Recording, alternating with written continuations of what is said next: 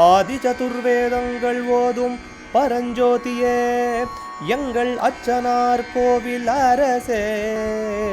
நம்புவோர்க்கு உபகாரி என்பதில் இவரன்றியில் நாட்டில் ஓர் தெய்வம் யார்கான்.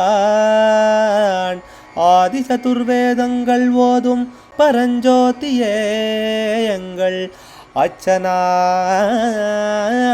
கோவில் அரசே. சுவாமியே சரணமையப்பா. அச்சங்கோவில் அரசே சரணமையப்பா.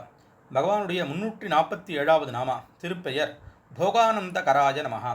அனுபவங்களில் ஆனந்தத்தை உண்டு பண்ணுபவனுக்கு, அதை கொடுப்பவனுக்கு நமஸ்காரம். போக அனுபவத்தில் ஆனந்தத்தை கரஹா உண்டு பண்ணுபவன். நாம் ஆனந்தித்து அனுபவித்திற்காகவே ஆண்டவன் இந்த உலகத்தை விசேஷமாக படைச்சிருக்கார். காற்று, நீர், காடு, மலை, கடல், நதி, மரம், செடி, பூ, பழம், பறவை, விலங்கு மற்றும் இன்ன பிறவை எல்லாத்தையும் படைத்தளித்து அதை அனுபவிக்கிறதுக்காக உடலும் புலன்களும் மனதும் தந்திருக்கார். எதை அனுபவித்தாலும் அதில் விளையும் ஆனந்தத்தை அளிப்பது, அதாவது அந்த ஆனந்தத்திற்கு காரணமாக இருப்பது உள்ளே இருக்கக்கூடிய ஆத்மஸ்வரூபியான பரமாத்மஸ்வரூபியான ஆண்டவன் தான் அப்படிங்கிறது தாற்பயம். நாம் என்ன நினைக்கிறோம், வெளியில் இருக்கக்கூடிய வஸ்துக்கள் மூலமாக தான் ஆனந்தம் வரதுன்னு நினைக்கிறோம். அப்படி கிடையவே கிடையாது.